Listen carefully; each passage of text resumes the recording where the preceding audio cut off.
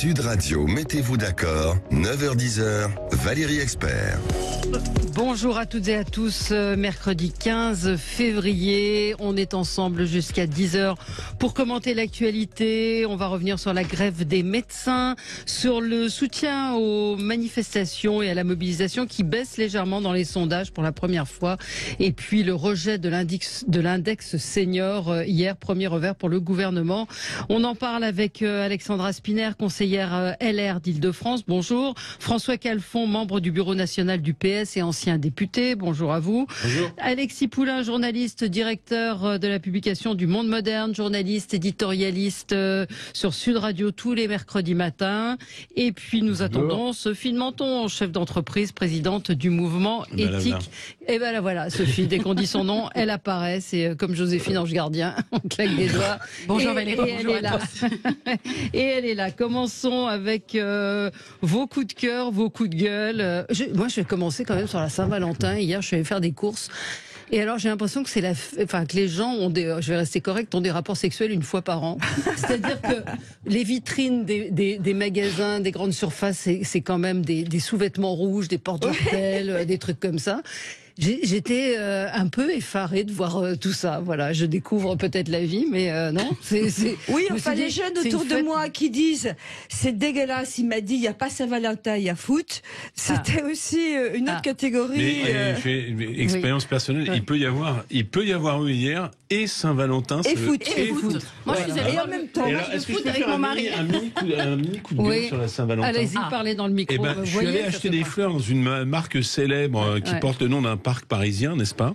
Oui. Et alors, franchement, les roses, elles étaient 2 fois plus chères que la veille ou l'avant-veille. Et c'est quand même une hyperinflation à 100% le 14 février. Je trouve ça juste scandaleux. Alors, les roses étaient belles, elles ont fait plaisir. Comme nous sommes un couple installé, elle a dit mais elles t'ont coûté cher. Je dis oui très cher. Et finalement très tardivement elle a dit elles sont quand même belles. Donc c'est pas mal. Mais elles sont quand même belles justifie toutes les dérives financières, n'est-ce pas, et hyper inflationnistes de ces groupes. On peut quand même ça s'appelle l'offre et la demande. Exactement. Et puis il y avait qu'à les acheter la veille les roses. Mais enfin c'est un peu goujat quand même. Je vais pas les mettre au frigo. Ou un autre j'achète la veille. Et il y a 3 femmes en face de moi. Si j'avais acheté les roses la veille, chérie, je t'achète les roses pour la Saint-Valentin la veille. Pour qu'elles me coûtent moins cher. Pas du tout. Ça se fait. Non, ça se fête la veille, l'anniversaire, etc. Souvent, ça se fête la veille. Non. Non, je refuse. Alors, Audi, chérie, je peux pas attendre demain pour te dire que je t'aime. Ça, c'est magnifique. Je le ferai l'année prochaine. Je suis tellement impatient de te déclarer ma flamme. Vous savez que les roses, c'est pas politiquement correct du tout. On a entendu que ça venait du Kenya, que l'impact écologique était terrible. Alexis, vous avez fait Saint-Valentin, vous avez offert un porte-jartel rouge hier. Non. On va tout savoir. C'était aux urgences, donc non, c'était une rose. Pardon. Voilà. Désolé. C'était particulier comme Saint-Valentin. Bon, bien sûr, tu ne peux pas mettre de porte-jartel rouge, hein. Non. Non, aux urgences, non, c'est moins saillant ce qu'on vous met. Oui. Voilà, c'est quand même moins saillant. Mais grosse opération commerciale, quand même. Moi, j'étais un peu scandalisé des prix des roses. Mais sur les fleurs, c'est vrai qu'il y a un vrai sujet, qu'elles soient produites en Europe ou au Kenya ou ailleurs, sur la filière fleurs qui est pas forcément une des plus respectueuses de l'environnement. Non, ça c'est sûr. Non, pour la production de végétal, mais voilà. Alors, on va commencer notre tour de table avec vous, Alexandra Spiner. C'est un coup de gueule. Oui, c'est un coup de gueule, un coup de désespoir. La nomination de Madame Ercilia Soudé à la tête d'une commission. Parlez bien dans le micro. Oui. La nomination de Madame Ercilia Soudé à la tête. Qui est Madame Ercilia Soudé? Ercilia Soudé est une députée insoumise qui vient à la stupéfaction générale d'être désignée pour être vice-présidente d'un groupe d'études sur l'antisémitisme. Alors, Madame Ercilia Soudé, c'est quelqu'un qui a accueilli un terroriste franco-palestinien dont le titre de gloire est d'avoir tenté d'assassiner un rabbin, et après qu'il eût été expulsé d'Israël, elle nous a parlé de déportation. c'est évidemment obscène de faire un parallèle entre les Juifs déportés et ce terroriste. On a le droit de critiquer le gouvernement israélien. D'ailleurs, les Israéliens s'en chargent eux-mêmes, puisque c'est une vraie démocratie. Ils le font, ils contestent, ils font des recours. Je constate quand même que Madame Soudé n'a jamais rien dit sur le fait qu'on emprisonne les communistes à Gaza, alors qu'en Israël, ils sont à la Knesset. Je constate que Madame Soudé n'a jamais rien dit sur le fait qu'on emprisonne et qu'on torture les homosexuels à Gaza, alors qu'à Tel Aviv, il y a une Gay Pride. Je constate en réalité que Madame Soudé masque son antisémitisme rampant sous un antisionisme qu'on connaît des insoumis et qui est insupportable. Voilà. Bon. Lorsqu'elle dénonce... Mais comment se fait-il qu'elle ait été nommée c'est toute la question que je me pose. On s'était ému du fait que le Rassemblement national puisse avoir des responsabilités dans cette commission.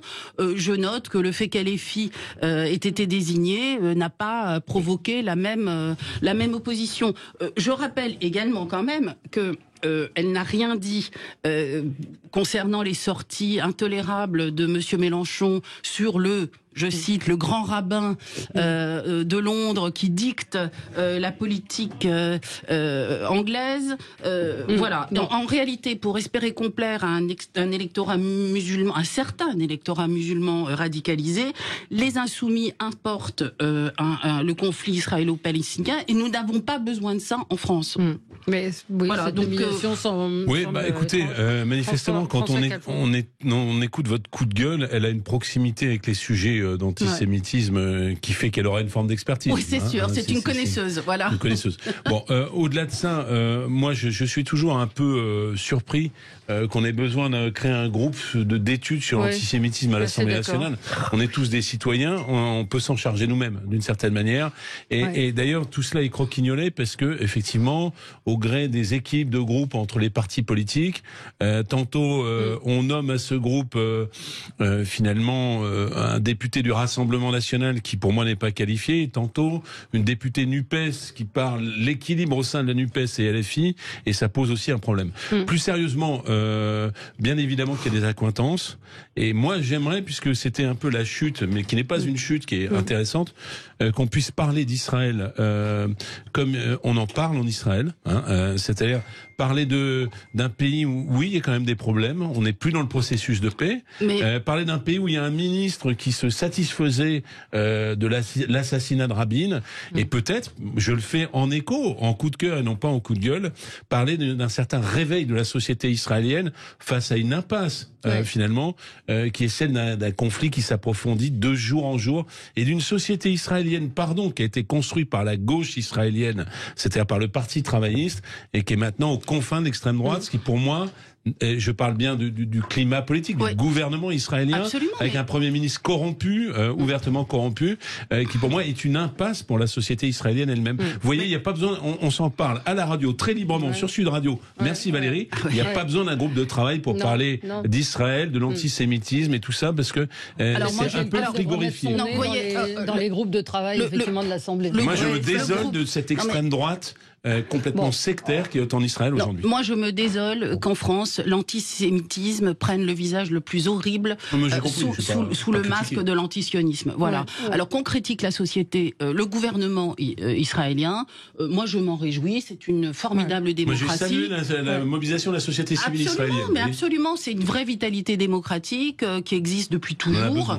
Et on voit les Israéliens manifester, même quand ils sont durement frappés par des attentats terroristes. Ce que je dis, c'est que la nomination de cette députée est obscène. Oui, c'est vrai.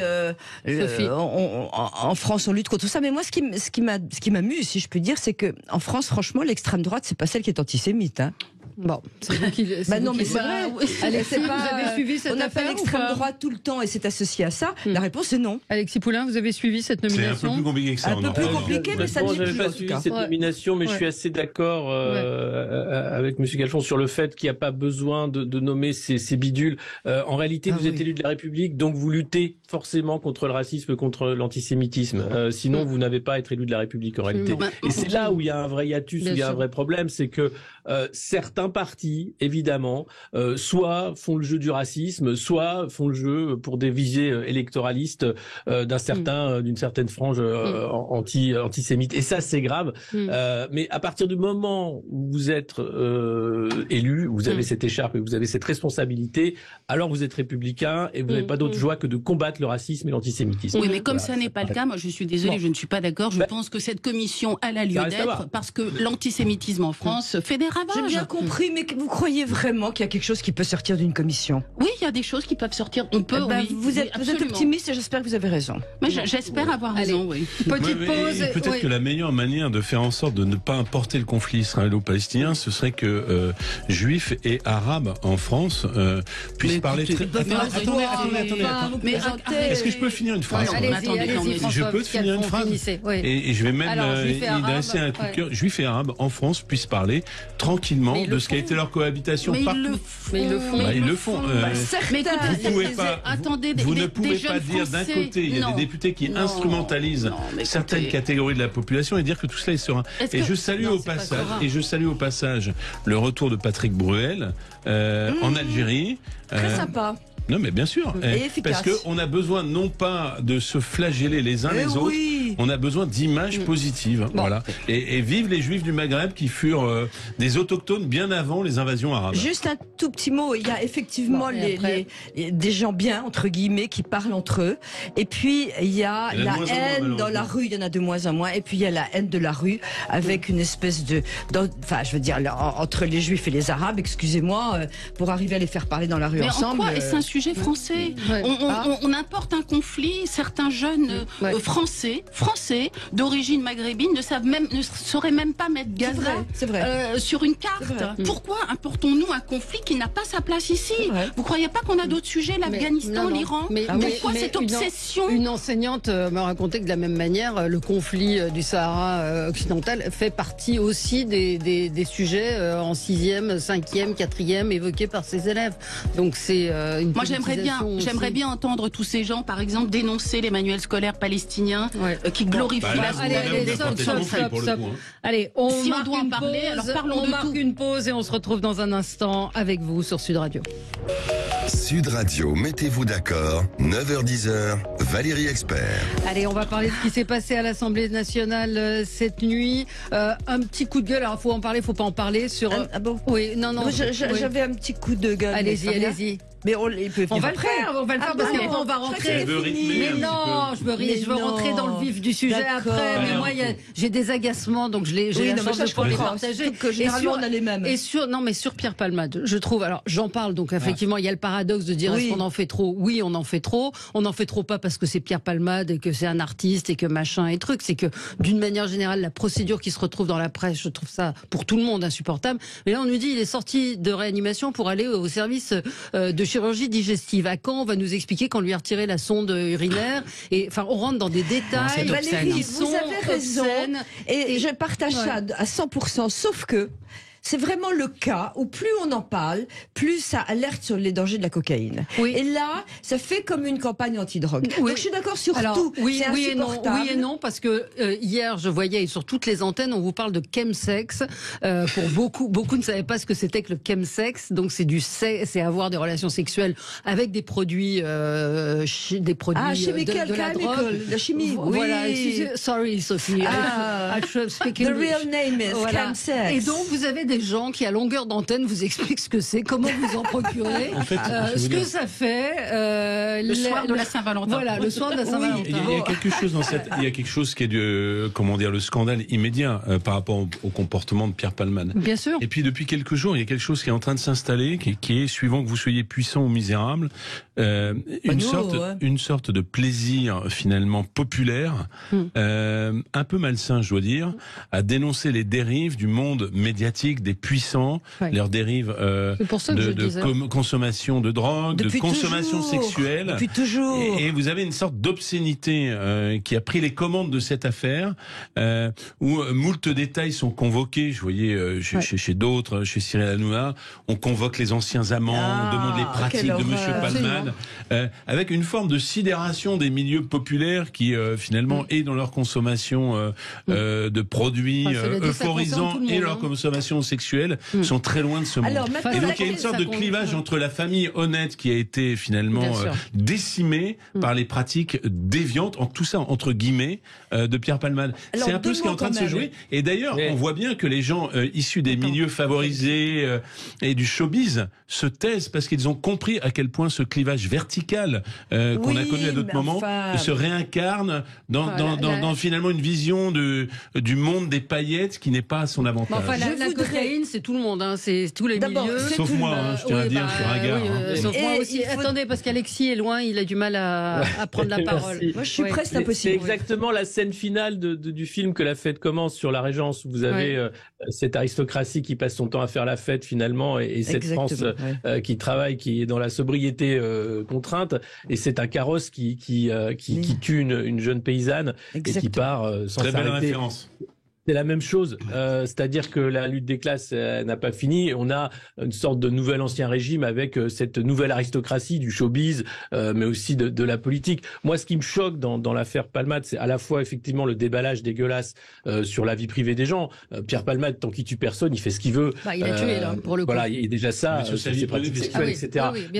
La deuxième chose qui me choque, et là, quand on est un personnage public, un principe de société, je voudrais juste finir, c'est la place de la drogue dans notre société. La drogue a pris une place prépondérante dans nos sociétés, à la fois sur le côté récréatif, sur le côté performatif, et c'est grave. La cocaïne, c'est vraiment une drogue de merde. C'est du financement des mafias, c'est la destruction de familles, c'est la mort, c'est la perte de repères sociaux. Enfin, la place qu'a pris cette substance dans la société m'inquiète. C'est pour ça que il n'y a pas eu de réflexion à long terme. Donc, si ça peut déclencher quelque chose de l'ordre d'une remise en cause, parce je pense.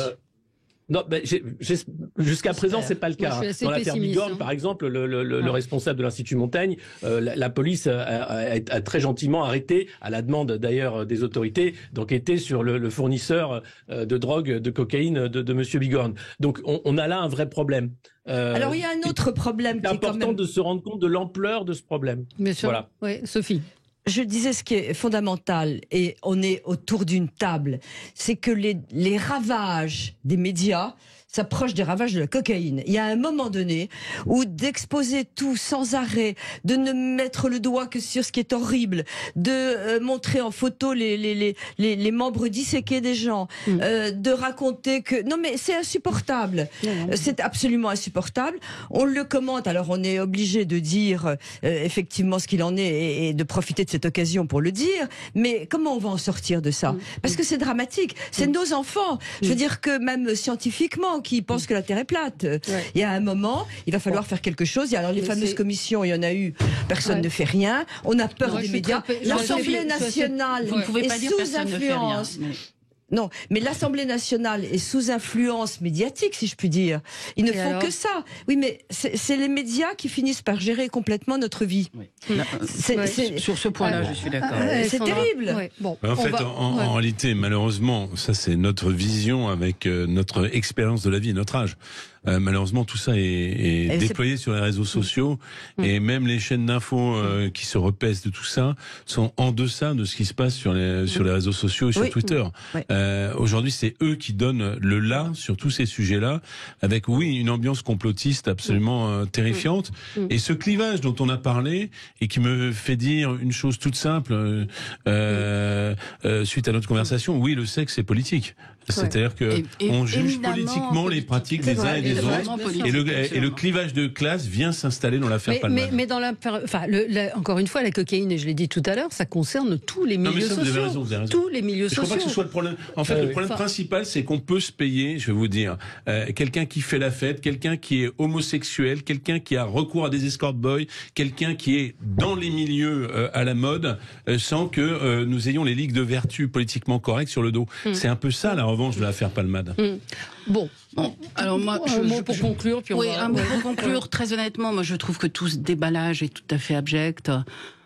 Vous avez quand même une famille qui est décimée. Oui, je suis d'accord avec vous, mais je suis entièrement d'accord avec vous. En vrai, elle n'intéresse personne. Non, elle n'intéresse personne. On parle de dernière amende de M. Palmade. Il y a une espèce de la vie décimée de ces gens. Il y a une espèce de jubilation à aller fouiller dans la vie de Pierre Palmade. Moi, je me fiche de la vie de Pierre Palmade. En revanche, je suis horrifiée par ce drame. Mais je suis d'accord. J'étais quand même surprise que l'avocat de la famille puisse aller dans une émission chez Cyril Hanouna hier soir. Le soir pour en parler. Peut-être a-t-il jugé que c'était nécessaire pour remettre un petit peu cette famille au centre de ce drame. Mais voilà, c'est abject. Un peu de décence, un peu. Et puis alors c'est compliqué ce que vous dites parce que on va dans les médias ou on n'y va pas. Moi qui critique les médias, on me dit vous y allez. Oui, mais il y a un moment où j'ai l'impression qu'il faut porter une certaine parole en disant les choses clairement, en ayant pas peur. C'est la liberté de la défense. Et puis même c'est la liberté. Je ne dépends de rien, je suis payée par personne et je peux donner mon avis à peu près sur tout ce qui ce qui est possible. Bon. Et ça, faut-il y aller ou pas? C'est bon. Mais je m'interroge sur le secret médical et le secret de l'instruction. Encore une fois. Mais de tous les côtés. Pour la famille, on nous donne des nouvelles au minute par minute quasiment. Je ne comprends pas. Ça pose la question des professionnels de ces secteurs-là, à la fois dans le médical et dans la justice, qui organisent les fuites. Parce que c'est une chose d'être une source, mais alors là, il y a aussi une question de déontologie. Tout le monde veut entretenir ses réseaux sociaux, même l'avocat. Moi, il y a un témoignage qui m'a particulièrement choqué, c'est celui du pompier. Oui, moi aussi. C'était obscène. Il n'y a pas à le faire. Enfin, vous êtes pompier, vous ne parlez pas à la presse. Ça me paraît la base. De cette... Enfin, c'est abject. Alors, il faut voir comment les journalistes, quand ils veulent une info, s'y prennent. Parce que c'est pas dire non. Qui s'est pointé. D'accord, on peut dire non. Il a donné une interview assez longue. Oui, les pompiers, il était sous le choc, il voit des journalistes. Il est dans notre monde. Moi, je pardonne aux pompiers. Non, moi, je pardonne pas. Vous avez un devoir de réserve. Oui, mais vous avez un devoir de réserve. Oui, mais le type était traumatisé. Je veux dire, moi, je condamne les journalistes qui ont été le harcelés. Moi, je condamne les journalistes qui ont été le harcelés. Enfin, il est responsable aussi de ce qu'il dit. Vous savez, le pompier volontaire de Seine-et-Marne, parce que je connais bien ce coin, j'en ai été élu. Et il n'a pas toutes vos réflexions sur ceci ou cela. Le type est dans son village, il voit débarquer CNews, BFM et autres. Ils font le pied de grue pour avoir l'interview. C'est son quart d'heure, lui aussi, de notoriété en lien, c'est tout. Juste une réponse à Marie qui nous dit la coke, ça coûte très cher, ce n'est pas un smicard qui peut se payer cette drogue. Ça ne coûte pas très cher, Marie, détrompez-vous. Aujourd'hui, il y a des gens qui sont sur des chantiers, qui sont obligés d'en prendre pour tenir le coup. Des serveurs dans la restauration. Mais bien sûr que si, oui, dans la restauration, il y a énormément des médecins témoignent. Mais vous êtes en train de les disculper, qui sont obligés d'en prendre pour tenir le coup, vous dites. Mais obligés, oui. Vous avez raison. Faites attention quand même. Vous avez raison. Mais repris. Allez, pause et on va parler de la réforme des retraites. À tout de suite. Sud Radio, mettez-vous d'accord. 9h-10h, Valérie Expert. J'aime les hommes. Allez, on continue. Le débat continue même pendant la pub. Alexis Poulain, Alexandra Spinner, François Calfon et Sophie de Menton. Alors Alexis, vous aviez un coup de gueule qui est le coup de cœur de Sophie de Menton. Donc allons-y. Oui, parce que attention, c'est un coup de cœur évidemment. On ne peut que s'en réjouir. Les chiffres du chômage sont au plus bas depuis 40 ans, 7,2%. C'est le taux de chômage, c'est historique. Alors non, c'était les mêmes chiffres en 2008. Alors, c'était il y a 14 ans. Oui. Alors si, c'est vrai, c'est même Elisabeth Borne, la première ministre, qui dit effectivement, c'est la deuxième fois depuis 40 ans qu'on est au plus bas, à 7,2%. Et effectivement, la courbe va dans le bon sens. Le problème, attendez, c'est que nous avons quand même le nombre de radiations de chômeurs par Pôle emploi qui atteint un record à la fin 2022. Elles ont augmenté de 10,4% au dernier trimestre, jusqu'à représenter 9,7% des sorties. Donc on peut se poser la question, est-ce que ces chiffres du chômage qui sont formidables, c'est parce qu'il y a de plus en plus de gens qui ont de l'emploi, ou est-ce que c'est parce qu'il y a de moins en moins de gens qui sont indemnisés parce qu'ils ne sont plus comptabilisés comme chômeurs? Parce qu'il faut rappeler qu'avec ce taux de 7%, c'est quand même plus de 3 millions, quasiment 3 millions de Français qui sont sans emploi catégorie A et 5 millions toutes catégories confondues. Donc, appeler ça le plein emploi, c'est un terme qui, moi, m'interpelle parce qu'on est très loin du plein emploi quand on a 5 millions de chômeurs dans un pays de 70 millions d'habitants avec je ne sais pas combien de gens qui sont en âge de travailler. Donc, c'est des chiffres qui, évidemment, vont dans le bon sens et c'est tant mieux. Maintenant, la question, c'est comment on obtient ces chiffres? Pourquoi on communique autant dessus à ce moment-là? Parce que vous savez qu'Emmanuel Macron, quand il a dit qu'il voulait faire cette réforme des retraites, il ne pouvait pas la faire si les chiffres du chômage n'étaient pas bons. Et donc, tout est fait pour que les chiffres du chômage soient raccords avec cette volonté présidentielle de faire cette réforme des retraites. La réalité, c'est qu'on est toujours un pays avec un chômage de masse. 3 millions de chômeurs, c'est énorme. Et aujourd'hui, même si certains secteurs sont en tension et n'arrivent pas à recruter, vous avez quand même beaucoup de gens qui cherchent un emploi activement et qui n'en trouvent pas. Alors ça, c'est très intéressant parce que j'ai un coup de gueule qui dit la même chose que vous, mais exactement le contraire. Voilà, c'est pour ça que vous êtes... En l'occurrence, oui, vous avez parfaitement raison, il n'y a pas de quoi se réjouir. Pourquoi il n'y a pas de quoi se réjouir? Parce que premièrement, il y a effectivement pas mal de gens qui restent au chômage et qu'on protège et qu'on laisse au chômage et qu'on n'oblige pas, enfin qu'on n'oblige pas, c'est pas le mot d'obliger, mais qu'on ne contraint pas à essayer de trouver un emploi et à prendre un emploi. Ça, c'est le premier point. Et on fait venir des gens en disant ah non, c'est des postes que les Français pourraient pas occuper. Donc c'est une honte, cette résilience au chômage. La deuxième chose, c'est qu'il faudrait quand même comprendre que nous, entreprises, nous n'arrivons pas à recruter. Effectivement, le chômage, il est quasi dans toutes les catégories, mais majoritairement dans les catégories non qualifiées, c'est vrai. On n'arrive pas à recruter et tout ça au moment où on nous incite toute la journée à travailler moins, où on refuse effectivement d'allonger le temps de départ à la retraite, qui est indispensable. Oui, et d'ailleurs j'ai écrit un papier là-dessus aujourd'hui même. Il faut faire travailler les seniors beaucoup plus longtemps. Et le terme senior, les seniors, c'est pas, vous pouvez pas faire travailler une infirmière aussi longtemps. Non mais attendez, je finis mon coup de gueule. Finis mon coup de gueule. Parce qu'il y a des tas d'infirmières libérales qui sont enchantées de travailler plus longtemps. Ça dépend ce qu'on fait. Attendez, ça dépend ce qu'on fait. Mais vous n'êtes pas au courant des tarifs de l'infirmière libérale. Je voudrais terminer mon coup de gueule. Et des cadences. Mon coup de gueule sur le chômage, parce que il y a quelque chose qu'on ne dit pas, et ça, nous sommes économiquement nuls, c'est qu'il faut une masse de travail. Notre productivité en France a diminué. Alors il y a des gens qui vont s'en réjouir, peut-être comme Alexis. Ah, on met pas la pression, ça c'est certain. Notre productivité a considérablement diminué, et pour qu'un pays puisse enrichir les citoyens et les salariés, il faut une masse de travail, il faut produire. Et ça, on a oublié de le dire. On veut travailler absolument moins. On a des jeunes dans la rue, même des enfants instrumentalisés. J'ai vu ça sur les réseaux sociaux. On a des jeunes qui, à 22 ans, vous disent ah ben non, hein. Et puis je vais pas travailler trop longtemps. Mais qu'est-ce que ça veut dire? Quand ils auront l'âge de la retraite aura encore été repoussé.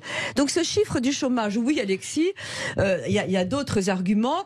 Il faut pas s'en réjouir. C'est un mauvais chiffre. Il est encore trop important. Et surtout, il devrait inciter les gens à bosser plus. Oui, mais enfin, ils ont tous couru après ce chiffre. Oui, bien sûr, mais c'est artificiel. Beaucoup de choses. Voilà. Artificiel. Non, mais on est d'accord. Vous êtes d'accord sur le fond. C'est quand même dingue de s'en féliciter alors qu'on est avec autant de chômeurs en France et appeler ça le plein emploi. Alors là, il y avait un dessin très drôle de Rançon hier qui disait, un petit personnage qui disait à l'autre dans le Parisien, tu n'es plus au chômage, tu es un auto-entrepreneur qui cherche des clients. Oui, François Calfon. La réalité commune à ces deux propos qui sont quand même relativement contradictoires, c'est que c'est vrai que le volume de travail baisse. Et ça veut dire quoi? Ça veut dire que l'activité en France diminue. Et moi, le coup de gueule récurrent que je dis sur toutes les antennes, mais qui est vrai, c'est que quand est-ce qu'on va arrêter? On nous avait parlé du monde d'après, les délocalisations. Je pense notamment à la pharmacie.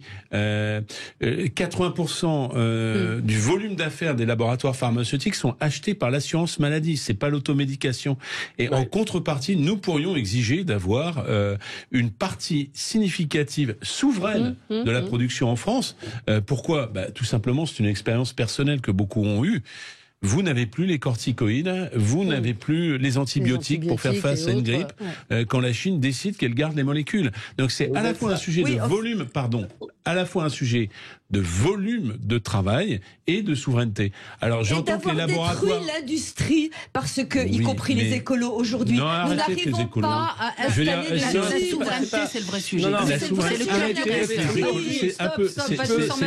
c'est un peu facile. Je vous signale, parce que cette histoire des médicaments, je me souviens d'un certain président de la République qui nous avait dit « nous sommes en guerre », d'un ministre de l'économie qui s'appelait Monsieur Le Maire, qui nous avait promis qu'on relocaliserait l'industrie pharmaceutique. C'est pas le cas, c'est de plus en plus grave chaque jour. C'est un problème de volume de travail et de souveraineté. Oui. Mais vous avez... Hier, il y avait un procès à Guéret avec les salariés de GMS contre Peugeot, Citroën, etc. sur la mort programmée en fait d'une ligne de production par les entreprises, pour la délocalisation. C'est pas que dans le secteur pharmaceutique, c'est-à-dire que les entreprises jouent un double jeu, c'est-à-dire que d'un côté, elles viennent quand ça les arrange avec le côté Choose France, en disant voilà, la France est attractive pour les investisseurs. C'était comme la RSE il y a quelques années, oui. Les plans sociaux continuent et le tribunal ne rendra son jugement que le 23 mai. Mais donc c'est quelque chose là qui est de l'ordre du double jeu, qui permet d'un côté de prendre de l'argent public quand on s'implante, et puis de l'autre côté de profiter de la structure de l'État français pour faire des plans sociaux en disant voilà, c'est la collectivité qui va gérer.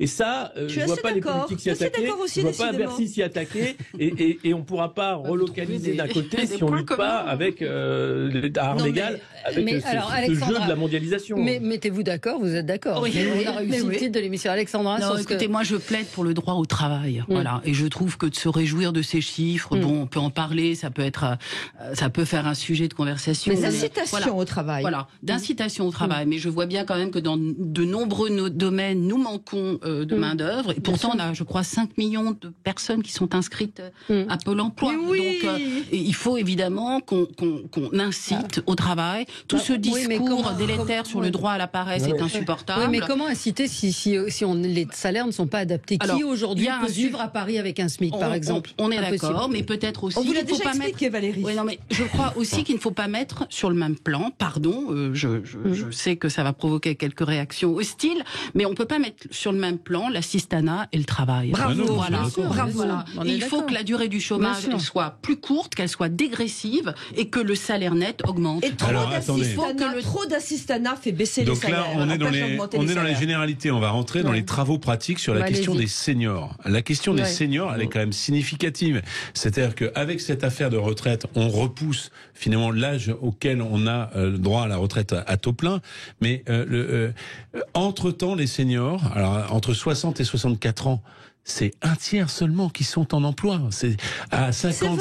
C'est vrai, ça va changer. Pas fini. Non, ça ne va pas changer. Mais si, pourquoi vous dites ça? Mais parce que je vais vous le dire. Pourquoi? Parce que ce fameux index senior est en deçà de ce que la législation fait pour protéger les personnes en situation de handicap, qu'il n'y a pas de sanctions pour les entreprises. Alors, le consensus, il a été social, il faut être tout à fait juste. Les syndicats signaient des plans sociaux qui sortaient les seniors de l'emploi puisqu'ils étaient cassés et qu'il y avait une sorte de consensus avec les entreprises. Mais il est intolérable, vu le vieillissement de la population, et ici nous sommes tous plus ou moins concernés parce qu'on est senior à partir de 45 ans dans une entreprise, il est intolérable que le consensus social en France, alors que dans tous les autres pays de l'Union européenne c'est très différent, disent ah ben il coûte trop cher, on va s'en séparer. Parce que pour eux, c'est la casse chômage obligatoire. Donc moi, j'entends bien le débat sur l'assistance et la préférence à la paresse. Mais c'est un débat de bobo branché. La vérité, c'est qu'il y a des cadres. Je ne suis pas sûr que je sois la plus représentative. Non, je vous parle pas de vous. Je dis simplement qu'il y a des tas de cadres qui voudraient travailler et dont la seule solution est l'auto-entrepreneuriat et dont la seule solution, ce sont des missions hachées, alors qu'ils ont tant à apporter aux entreprises. Et il va falloir qu'à un moment donné, le MEDEF fasse son aggiornamento et arrête de refuser tout mécanisme d'éviction. Alors, écoutez, moi, j'aimerais maintenant que vous me laissiez parler aussi. Allez, vous n'arrêtez pas de parler. Allez-y. Sophie, tu parles beaucoup. Ah bon? Alors, je voudrais dire que nous sommes en train de travailler partout dans le patronat sur la question des seniors. Vous ne voulez pas l'entendre. Le gouvernement ne veut pas l'entendre. Il préfère immédiatement mettre un index et éventuellement une amende. Il n'y a pas d'amende, vous inquiétez pas. Je voudrais bien, je vous ai laissé parler. Alors, allez-y. Il n'y aura pas d'amende, forcément. Ça vient d'être refusé, d'ailleurs. Et heureusement, il y a un bon sens. Donc, nous sommes en train de bosser. Pourquoi nous sommes en train de bosser? Parce qu'on en a besoin. Parce qu'on n'arrive pas à recruter. Et parce qu'on a remarqué aussi Arrêtez de les virer. Oui, alors on les vire. Pourquoi on les vire? Je vais vous le dire immédiatement. Au moins, vous allez-y, laissez-le finir. Parce qu'il coûte trop cher? Non, on les vire parce que d'abord, il y a la possibilité de ce qu'on appelle la pré-retraite qu'il faut immédiatement supprimer. C'est-à-dire que l'employeur et le salarié se mettent d'accord pour mettre le salarié qui est très content d'y aller et l'entrepreneur aussi. Il y a une possibilité, on les met en pré-retraite. Ils sont payés pour ça. Il faut supprimer ça. Nous les garderons. Il faut évidemment supprimer ça. Nous avons fait un article. Très content, hein, Sophie. Moi, j'ai un nombre d'amis qui il y en a beaucoup qui le demandent. Qu'on colle en pré-retraite. Nous, il y en a beaucoup. Arrêtez de il y en a beaucoup qui demandent. Je stigmatise personne, on est en train de les intégrer. Lisez mon article dans Causeur de ce matin, mais c'est extraordinaire. Le taux d'emploi est dramatiquement bas en France. Les faits sont têtus. Est-ce que vous savez que quand l'âge de la retraite est plus élevé, il y a énormément plus de... Par la force des choses. Non mais vous voulez rien écouter, vous êtes négatif. Il y aura plus de quoi? Bon, très bien. Oui, je suis négatif parce que quand vous êtes à l'allocation spécifique de solidarité à 1600 balles par mois à 55 ans et que vous attendez la retraite que vous n'aurez jamais à taux plein, eh bien, je considère qu'on casse des générations entières. C'est un autre sujet. Bah si, c'est le même sujet. Alexandra. Oui, moi je partage l'indignation sur la situation des seniors en France. Voilà, très clairement, je trouve que c'est un vrai scandale.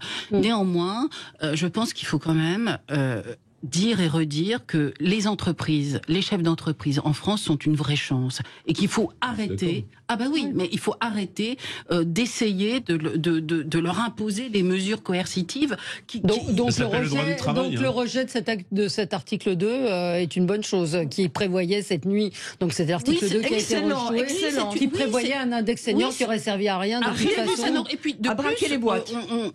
Il aurait été retoqué de toute façon comme l'indice handicapé. Je lève une toute petite contradiction dans votre propos qui est simple. Vous dites le droit à la paresse, tout ça. Moi, je suis d'accord, c'est pas bien le droit à la paresse. Mais alors, comment expliquer que tous ces gens qui veulent travailler soient exclus du marché du travail et vous dites il n'y a rien à faire pour eux? Ah non, je ne dis pas ça. Bah alors, qu'est-ce qu'il faut faire? Non, mais un index, même ça, vous êtes contre l'index. Donc, qu'est-ce qu'on fait? Je ne suis pas pour des mesures coercitives. Je pense qu'il faut, réinventer des mesures incitatives. Encore des baisses des charges? Et pourquoi pas? Ça suffit. Nos salaires sont pas assez élevés. Nos salaires ne sont pas assez élevés. Il faut qu'on puisse payer plus nos salariés. Ouais. Le coût du travail est terriblement élevé. Quand ils ont 1500 balles dans leur poche, ça en a coûté 3005. Ça suffit. Alexis. Je veux dire, et tout ça, par contre, on fait des chèques, on distribue des chèques cadeaux, des chèques covoiturage, des chèques. L'assistanat, nous malheureusement, bloque. Ces seniors qui veulent travailler, qu'on fout dehors. Alexis.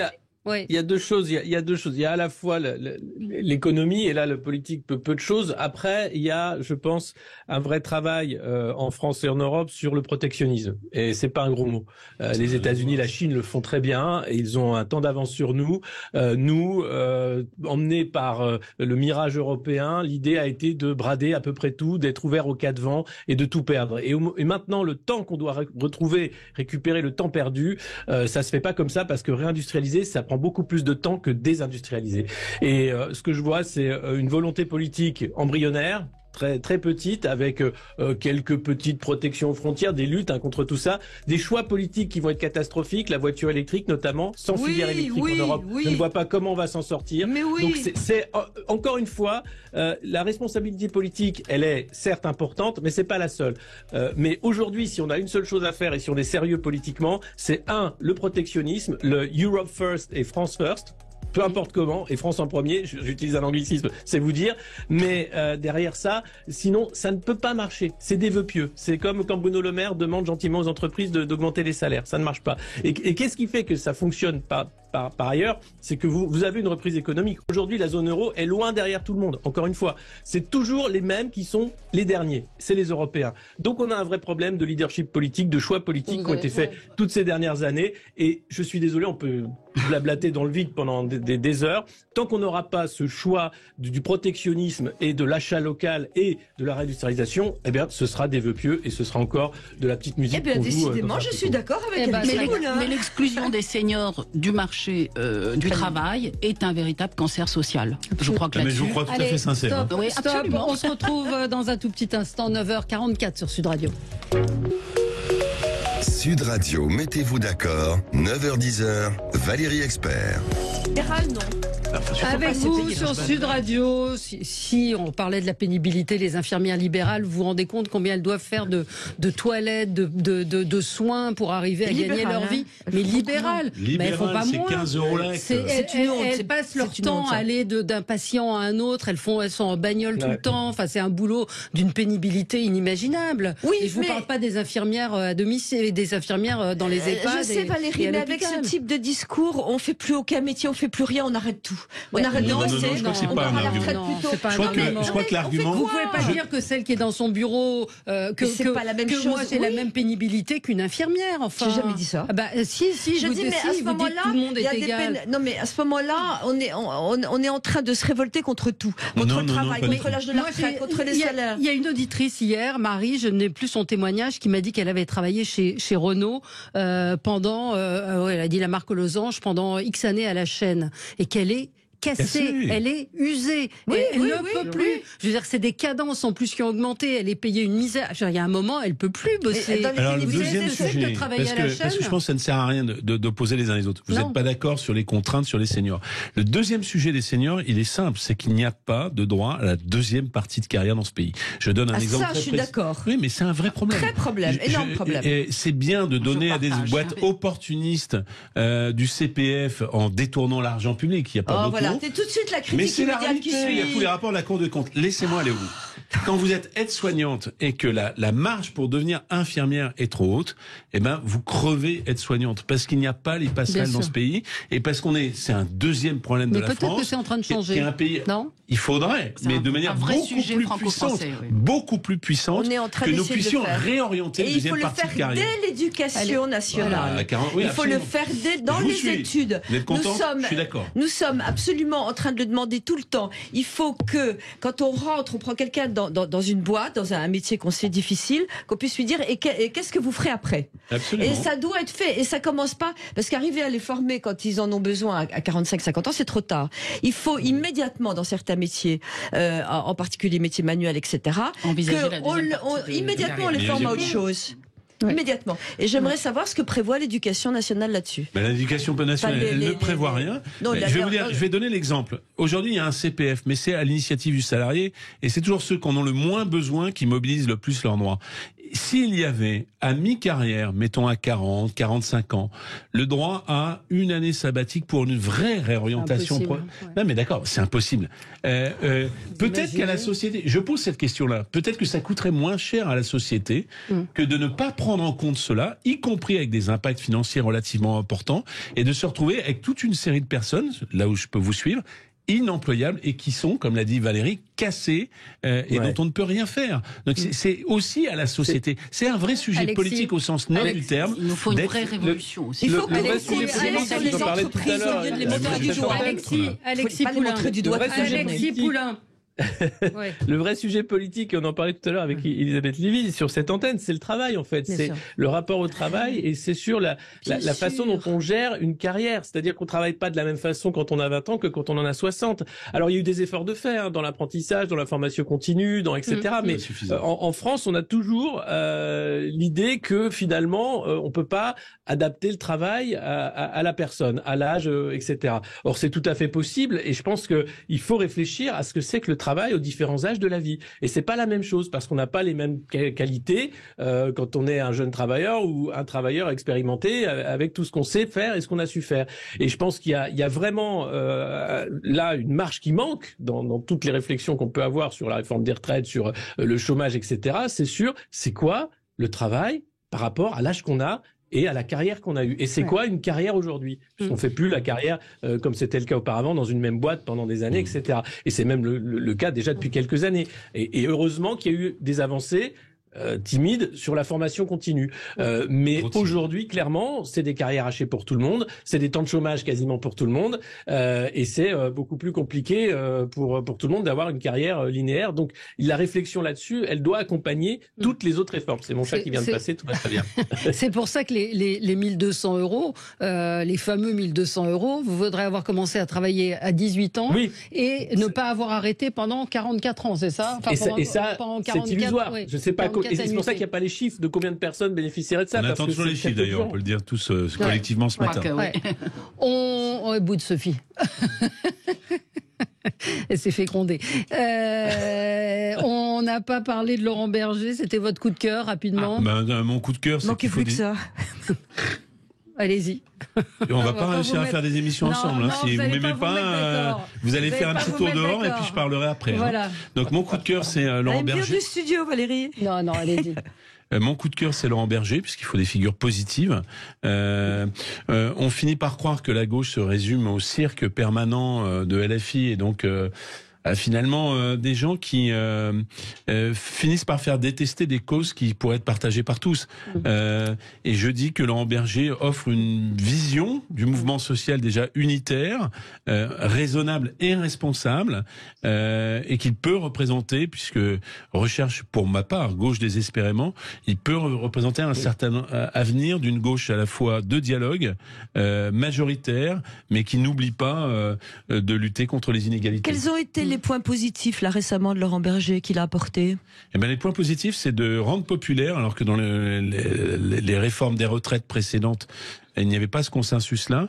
Tous les sujets dont on parle ce matin, et là où je peux accorder quelque chose, c'est que ça bouge un peu, de rendre populaire cette mobilisation sur les retraites, qui est en réalité une vraie interrogation. En France, on ne sait raisonner que dans un chaudron. On vient de le faire ce matin, sur le travail, la place du travail, la façon dont le travail est dans tous ces états et dont il faut que chacun de nous lâchions nos présupposés pour avancer ensemble. Je préfère les communistes là-dessus d'ailleurs, parce qu'au moins ils ont effectivement un bon sens, etc. Moi je le vois main dans la main avec la CGT pour l'instant, Laurent Berger. Oui, mais c'est bien. Ah bah c'est bien, d'accord. Vous savez, moi j'aime bien la CGT, j'aime bien le Parti communiste, j'aime bien la gauche. Voilà. Donc je sais qu'on n'est pas d'accord là-dessus. C'est pas évidemment dont il s'agit. Évidemment, je ne partage pas votre enthousiasme. Je rappelle quand même que Monsieur Laurent Berger a rappelé, lui, il y a 2 jours, je crois, qu'il pouvait, il pouvait appeler à un blocage total de la France. Ça fait un mois qu'on essaie de dialoguer, que le gouvernement nous fait un bras d'honneur. Donc. Parce que cette réforme reste une nécessité et qu'on ne peut pas y échapper. Et d'ailleurs, vous évoquiez une baisse de la mobilisation. Alors, Moi, très honnêtement, je n'y crois pas du tout. C'est un sondage, c'est la première fois, c'est un sondage BVA qui dit effectivement moins 5 points de soutien, moins aux manifestations, moins 5 points de soutien. Alors, moi, je plaide pour cette réforme, mais en revanche, j'ai quand même vu une contestation dans des petites villes qui n'étaient pas habituées à se mobiliser, à manifester. Oui, mais sur la durée, c'est la première fois qu'il remarque soyons prudents et ne nous réjouissons pas trop vite. Non, un soutien, ne vous réjouissez pas trop. Il faut surtout se réjouir du fait que ces manifestations se passent bien. Oui, alors, c'est la seule chose. Alexis. Oui, il y a 2 choses. Non, mais c'est l'article 7 qui cristallise finalement tout le bordel entre guillemets à l'Assemblée nationale, savoir s'il faut ou pas arriver à un vote sur cet article 7. Et puis il y a un autre 7, c'est le 7 mars, sur l'appel de grève générale des syndicats, pour savoir justement ce temps de la contestation, du bras de fer, sur quoi il va déboucher. Ouais. Et c'est vrai que aujourd'hui, la réforme des retraites, c'est pas cette réforme-là qui est essentielle. C'est une réforme plus large, mais pas une contre-réforme. C'est-à-dire, quel est le choix du pacte social? Est-ce qu'on est capable de partager davantage de richesses ou pas? Est-ce qu'on est capable de faire en sorte que des gens travaillent plus longtemps, mais dans de meilleures conditions ou pas? Et surtout, mieux payés. Et ça, c'est pas un débat qui est sur la table. Donc les syndicats, il faut les soutenir parce que sans eux, il y a très peu d'avancées sociales. Il faut rappeler que c'est les syndicats qui se battent pour la qualité au travail, pour l'emploi, pour le salaire. Sans eux, c'est très facile de toujours aller vers le bas.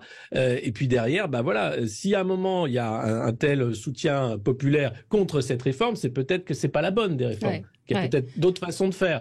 Et c'est bien ce qu'essayent de dire les syndicats et les oppositions. Je crois qu'il y a une réunion aujourd'hui d'ailleurs entre la NUPES et les leaders syndicaux pour se mettre d'accord justement sur ce temps de la mobilisation. À l'instant, on apprend qu'une lettre a été adressée aux députés. L'intersyndicale appelle solennellement à voter le rejet du projet de loi. C'est une information de nos confrères de BFM TV. On peut, j'ai pas compris, aussi se demander. Ils demandent solennellement aux députés de rejeter la réforme, de voter contre la réforme. C'est pas vraiment une surprise. Mais est-ce qu'on peut vraiment s'interroger sur le fait que est-ce que c'est la rue qui doit décider de la politique d'un pays? Pardon, mais c'est une vraie question qu'on doit se poser. Alors en fait, je pense qu'il faut pas opposer les uns et les autres dans cette affaire parce que les sondages vous donnent pas non plus raison. 70% des Français rejettent cette réforme. Vous venez de dire que les sondages n'avaient pas d'intérêt. Est-ce que je peux finir une phrase? Allez-y. Et 90% des salariés sont... Voilà. Je viens de dire que la contestation était terrible. Je ne le conteste pas. Donc, mais on peut émettre une opposition sans se détester ou sans faire la guerre. Personne ne vous déteste ici. Vraiment. Vous êtes pénible, vraiment pénible. Enfin, je ne ferai plus d'émission avec vous. Allez-y. Donc, il y a les trois facteurs qui se cumulent. il n'y a pas de majorité au Parlement. On vient de le voir sur l'index senior. 256 contre 200 et quelques. Il n'y a absolument pas de majorité. Il y a même une écrasante majorité contre cette réforme dans l'opinion. Et il y a quand même une mobilisation sociale qui est importante. Donc tous les clignotants sont en rouge. Quand on a tous les clignotants en rouge et qu'on fait de la bonne gouvernance, on discute y compris du point litigieux qui est l'article 7.